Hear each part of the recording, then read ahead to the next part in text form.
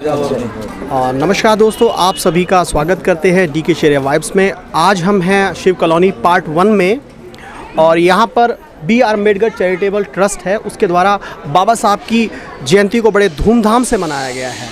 और हमारे साथ में आप पीछे देख सकते हैं ट्रस्ट के जितने मेंबर्स हैं, कार्यकर्ता हैं, वो शामिल हैं। आप दिखा सकते हैं, इसमें बुज़ुर्ग भी हैं, बड़े भी हैं, जवान भी हैं, हर तरह के भी हैं। तो हम क्योंकि कल हमारी कोर्ट में मुलाकात हुई थी एडवोकेट लखपत राय जी से, तो उन्होंने हमें निमंत्रण दिया और फिर हम आज इस शिव कॉलोनी में हैं। तो पूछते हैं सबसे पहले हम कि आपने जो ये जयंती का प्रोग्राम रखा था, तो ये पहला प्रोग्राम है या इससे पहले भी प्रोग्राम्स हुए हैं? ये एक्चुअल में हमारा तीसरा प्रोग्राम है। ये हमारी कॉलोनी है, शिव कॉलोनी, और मेरे ख्याल से मेरे बुजुर्ग बैठे हैं, लगभग 50-60 सालों से हमारी ये कॉलोनी है। लेकिन यहाँ धीरे धीरे यहाँ आप देखोगे ना तो किसी ने विकास किया, और जैसा कि आप जानते हो कि हमारी जहाँ बस्तियाँ वहाँ गलत चीज़ों का प्रचार होता है और गलत चीज़ों का पनपना कहते हैं, जिसको विकास करते हैं, यानी जुए, सट्टे, शराब, अब गलत तरीके की उन चीज़ों का चलन चलाते हैं ताकि इन लोगों के बच्चे ना पढ़ें ना लिखें, ये पीढ़ी दर पीढ़ी इन्हीं में लगे रहें और हमारी सेवा करते रहें। ठीक है, थोड़ा इंट्रोडक्शन कराएंगे अपने कार्यकर्ताओं से आप? हाँ जी, मैं बिल्कुल इंट्रोडक्शन कराऊंगा। ये आप यहाँ से आ जाइए, बता देंगे ना। हाँ, ये हमारे फाउंडर साहब हैं। अच्छा, बताओ। तो, हाँ जी, आप फाउंडर हैं इस संस्था के, तो इस संस्था का जो आपने निर्माण किया है, इसकी जो नींव रखी है, उसका कुछ लक्ष्य होगा, तो क्या लक्ष्य है इस संस्था का? भैया हमारे लोग आगे बढ़ें और सभी लोग बच्चों को नशा से मुक्त करें, गुजरों को समझाएं। सभी ऐसा होना चाहिए कि जो अनपढ़ हैं बच्चे, जो नहीं डोलते हैं गलियों में, उनका थोड़ा विकास हो। आपका नाम क्या हुआ? आप कहाँ से हैं? गांव नीम का, ऐसे मकान यही भी मेरा। अच्छा। बस। तो कुछ देखिए, पढ़ाई के लिए तो बहुत सारी संस्थाएं चल रही हैं और पाखंड के लिए, लेकिन आपका कोई विशेष है, कुछ विशेष लक्ष्य? आगे संगठित रहें, संघर्ष करें और बच्चों को पढ़ाएं। और अपना ये बच्चे, हमने स्कूल भी खोला था, 2-3 महीने चलाया था बच्चों के लिए।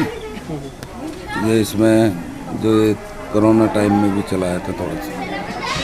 और कोई, ये हमारे प्रधान जी हैं, राजपाल जी। राजपाल जी, बताइए अपने बारे में, बताइए थोड़ा, संस्था के बारे में बताइए। मेरा नाम राजपाल सिंह है, थोड़ा शॉर्ट में बताइए। और doctor B R Ambedkar charitable trust का मैं प्रधान होने के नाते मैं चाहता हूं कि हमारी कॉलोनी सबसे पिछड़ी हुई कॉलोनी, क्योंकि यहाँ पर कोई डेवलपमेंट नहीं हुई। डेवलपमेंट और दूसरी कॉलोनी वार्ड के अंदर हुई, लेकिन यहाँ पर नहीं हुई। इसलिए मैं चाहता हूँ कि यहाँ के जो रहने वाले लोग हैं, कम से कम थोड़ा अपलिफ्ट हो जाएं। यहाँ पर देखा जाता है सड़कें, नाली एकदम गंदी पड़ी हैं। इनका उद्धार करने के लिए हमने बहुत कोशिश की, लेकिन सत्ता दूसरे बीजेपी के हाथ होने से यहाँ पर कोई काम नहीं हो पाया। अब हम चाहते हैं कि हमारी कॉलोनी के रहने वाले लोग हैं, कम से कम उनका तो कुछ फ़ायदा हो जाए। तो आपको बीजेपी सरकार से शिकायत है? बिल्कुल शिकायत है, क्योंकि उन्होंने, बीजेपी वालों ने तो यहाँ और हमारे ये बैन लगा दिया। हमारे रिलेशन पे भी क्वेश्चन मार्क है, और हमें नौकरी तो मिलना का मतलब ही नहीं है, क्योंकि वैकेंसी नहीं है। तो पढ़ लिख के भी हम क्या करें, रोज़गार है नहीं, तो हमारे यंग पीढ़ी क्या करेगी? पढ़ लिख के भी क्या करे, उनको कोई रोज़गार नहीं है। तो कुछ ऐसी घटनाएं आपके व्यक्तिगत रूप से, आपके रिश्तेदारी में आपके साथ हुई है क्या ऐसा? हाँ, बहुत हुई हैं। आप यूपी में देख लो, मोदी जी जो कर रहे हैं कि बिना एग्ज़ाम के सेक्रेटरी बना रहे हैं, IAS अफसर बना रहे हैं बिना एग्ज़ाम के। ये क्या है? ये तो बंदरबांट हुई ना। अपने लोगों को ही कॉलेज से सेलेक्ट कर लो और IAS अफसर बना दो। ये क्या है? कोई एग्ज़ाम नहीं, UPSC किस लिए बनाया? तो ये उप प्रधान जी हैं, आपका नाम बताइए, इंट्रोडक्शन दीजिए। मेरा नाम रामदास है। मैं अपनी जो doctor B R Ambedkar charitable trust है, उसका उपाध्यक्ष हूँ। जो ये ट्रस्ट बनाई है, इतनी सारी ट्रस्ट हो रही हैं बाबा साहब के नाम पर, तो आपकी जो ये ट्रस्ट है, ये संस्था है, ये अन्य संस्थाओं से कैसे अलग है? अलग नहीं है, सब अपनी तरह ही से काम करते हैं। हमारा तरीका कुछ अलग है। हमारा जो तरीका है वो पढ़ाई पे ज़्यादा है। हमारे जो कॉलोनी है, हमारी कॉलोनी में ज़्यादातर नशाखोरी है, जुआखोरी है। हमारे जो नए बच्चे हैं वो भी उसी तरफ भाग रहे हैं। तो हमने इसलिए संस्था बनाई ताकि हमारे जो नौजवान लड़के हैं, लड़कियां हैं, बच्चे हैं, वो थोड़ा अपने आप में सुधार करें। हमारा यही ध्येय है कि हमारी कॉलोनी भी जो है, हमारी कॉलोनी से जो बच्चे हैं वो पढ़ लिख के हमारी कॉलोनी का नाम रोशन करें, देश का नाम रोशन करें। स्पेशल आपने कॉलोनी के लिए बनाई है? नहीं, अगर कोई बाहर का भी बंदा आना चाहे तो आ सकता है। हमारी ये नहीं है कि हम कॉलोनी के लिए, बाकी पहले तो अपने घर से ही शुरुआत करते हैं। जनाब आपका नाम? खजांची साहब है। आप कैशियर हैं इस संस्था के, तो कैसा चल रहा है? क्योंकि हर काम देखिए, जैसा कि लोग बोलते हैं और कहते हैं, मुझे जानकारी जो मिली है कि धर्म भी जो चलता है वो धन से चलता है। जितना धन होगा उतना ज़्यादा प्रचार होगा। तो अभी फ़िलहाल में जो आपकी संस्था है तो मजबूत है क्या? सहयोग आपको मिल रहा है लोगों का? अभी पिछले 2 साल से हम इसमें कार्य कर रहे हैं इस संस्था में। ये जो हमारी कार्यकारिणी कमेटी है, ये अपने जो इकट्ठा करते हैं, जो कलेक्शन होती है, उसी से काम कर रहे हैं। अभी वैसे कहीं से कोई किसी तरह का कोई आमदनी का जरिया नहीं है। अभी कोई फंडिंग नहीं हुई है। तो लखपत राय जी, और बताइए आपके। ये एक बार ऑडिटर साहब हैं, इनसे और ले लीजिए। इनका क्या काम है ऑडिटर साहब का? सतपाल सिंह मेरा ऑडिटर का काम है, इन्होंने मुझे चुन रखा है। बाकी 2-3 साल से मैं इसी में समिति में जुड़ा हुआ हूँ। जी, राजकुमार जी ये सामाजिक सलाहकार हैं, ये हमारे सोशल सलाहकार। वो तो एडवाइजर मेंबर ऑफ तो चाचा जी आपका नाम क्या है? राजकुमार मेरा नाम है। जो नौजवान मेंबर हैं इस संस्था में, तो उनसे तालमेल बैठ जाता है या उनकी विचारधारा कुछ अलग रहती है, या काम सही से कर पाते नहीं कर पाते उनके साथ? मैं विचारधारा बैठा लेता हूँ। क्यों कि उनको समझा बुझा कर जैसे तैसे करके कर लेता हूँ काम को। ठीक होता है। ठीक होता है। हाँ, ठीक है। और आप? मेरे नवयुवक हैं? हाँ जी, मैं कार्यकर्ता तो नहीं हूँ, मैं सहयोगी हूँ। सहयोगी है, तो क्या अच्छा काम कर रहे हैं? हाँ जी, अच्छा काम कर रहे हैं। अपनी कॉलोनी स्तर पर काफ़ी विकास के कार्यों में हस्तक्षेप है, और अपने जो भी ये नशा मुक्ति के कार्य, जितने भी मतलब कि बुराइयों से दूर रखने के लिए काफ़ी प्रयास किया जा रहा है। अच्छा काम कर रहे हैं। तो अब हम चलते हैं लखपत राय जी की तरफ। तो लखपत राय जी, थोड़ा सारांश में आप ये बताइए। अभी आ जाइए, क्योंकि जो फाउंडर हैं उनका बहुत बड़ा महत्व होता है, वो आधारशिला है। ठीक है, तो आप जो कार्य कर रहे हैं, अभी तक कितने कार्य मतलब आपने किए हैं? कॉलोनी से बाहर कार्य किए हैं या नहीं किए हैं, या कोई पहल अभी कॉलोनी से बाहर की है या नहीं की है, या जिला स्तरीय अभी तक काम किया है, या कॉलोनी स्तर का काम किया है, या राज्य स्तर का अभी तक क्या काम किया, और आगे आपकी क्या योजना है इसको लेके? देखिए, पहले आप सभी को मेरा जय भीम नमोदा है। मैं सबसे पहले आपको बताना चाहूँगा अपनी संस्था के बारे में। यहीं से मैं स्टार्ट करता हूँ। ये हमारे फाउंडर साहब का जैसे आपने परिचय ले लिया है, मैं आपको दिखाना चाहूँगा। ये हमारी संस्था का उद्देश्य बोर्ड है। आप देखेंगे कि doctor BR Ambedkar charitable trust हमारी संस्था है। शिक्षित बनो, संगठित रहो, संघर्ष करो, ये बाबा साहेब के दिए संदेश हैं जिन पे हम चलने का वो रखा है। ये हमारी संस्था के उद्देश्य हैं। नंबर 1 पे समाज के गरीब बच्चों को फ्री ट्यूशन देना व शिक्षा संबंधी सामग्री उपलब्ध कराना।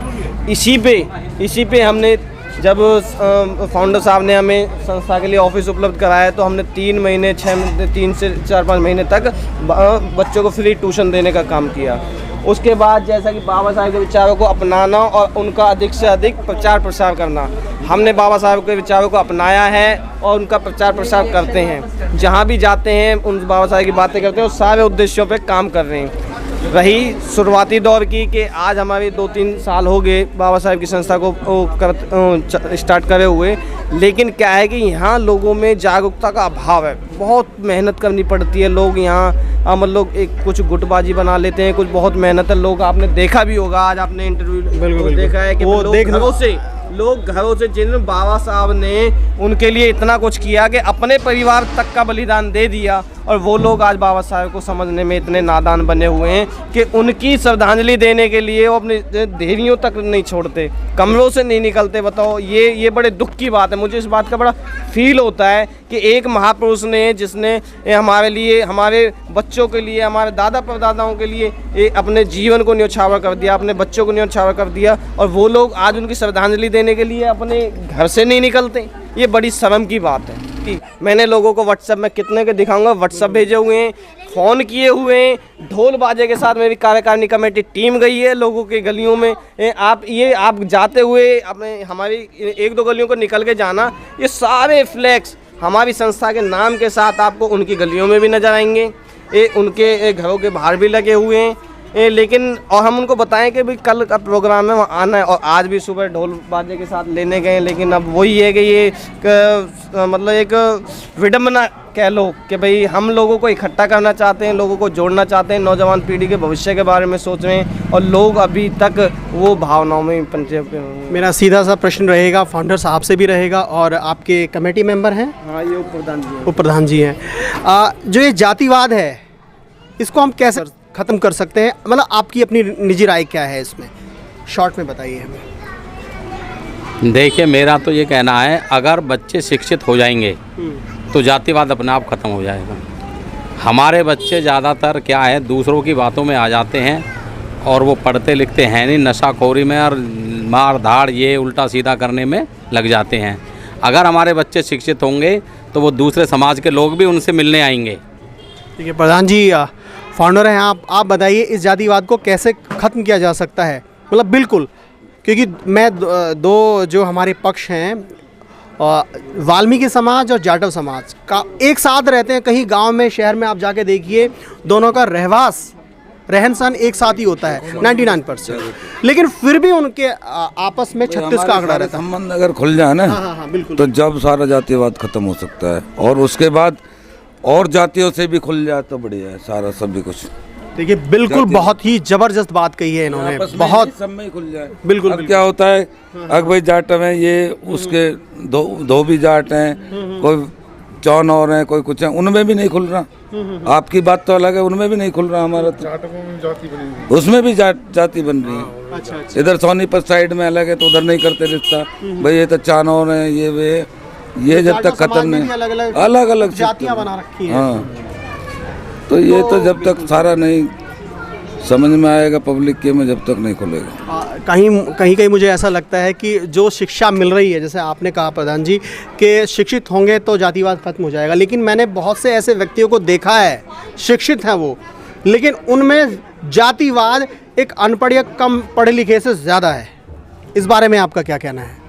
देखो, जो ज़्यादा पढ़े लिखे बच्चे हैं वे तो आजकल शादियां कर लेते हैं, किसी भी जाति से कर लेते हैं, उनमें तो ख़त्म हो जाता है ज़्यादा। जैसे डॉक्टर बन जाता है, डॉक्टर ने किसी जात से वो कर लेते हैं शादी, हमारे गांव में कितनी हुई है अभी, तो उससे तो ख़त्म होता है। मिल रहा चलन है, हमारा कोई अच्छा लड़का पड़ जाए तो अच्छी जगह एजुकेशन लग जाए, अच्छी जगह लग जाए तो नहीं देते, इंटरकास्ट शादी हो जाती है, कोई दिक्कत नहीं। ये तो है। मैं एक बात कहूँगा, जी। जैसे हमारे अंबेडकर जी थे, उनकी जो पत्नी थी वे गुजर गई, और उन्होंने हमारे, चाहे वो नेता समझो, चाहे उसमें उनकी राजनीति समझो, कुछ भी समझो, तो उन्होंने अदर कास्ट से फिर शादी की, उन्होंने दी। बाबा साहब को क्यों दी? क्योंकि वो माइंडेड थे। बुद्ध ने कहा है, यानी तथागत बुद्ध ने कहा है कि मानव मानव एक समान। ये मानव मानव एक समान का मतलब है कि इंसान चाहे किसी भी योनि में जन्म लिया है, उसने किसी भी जाति में जन्म लिया है, वो दोनों इक्वल है। आप देखोगे, हम अपना नोटिस बोर्ड दिखाएंगे, वहाँ पंचशील के नियम है। आप ये समझिए कि वो पंचशील के जो सिद्धांत है ना, वो बुद्ध जी ने दिए थे, लेकिन वो जो पंचशील के सिद्धांत है, ये समझो जो व्यक्ति उनको फॉलो करेगा, जो अपनाएगा, समझो वही ब्राह्मण है, वही बुद्ध है, वही इंसान है। मानव मानव एक समान, मानवता सबसे बड़ी है। कोई भी धर्म मानवता से ऊपर नहीं है। जब किसी व्यक्ति को ब्लड की आवश्यकता होती है ना, तो वो किसी से ये नहीं पूछता है कि भाई तेरी जाति क्या है, तेरा धर्म क्या है। यही कहना है कि प्लीज आप अपने अम्बेडकरवादियों से कृपया जानें, समझें, मानवता रखें। मानवता ही बौद्ध धर्म का और बाबा साहब का संदेश है। शुक्रिया, थैंक यू।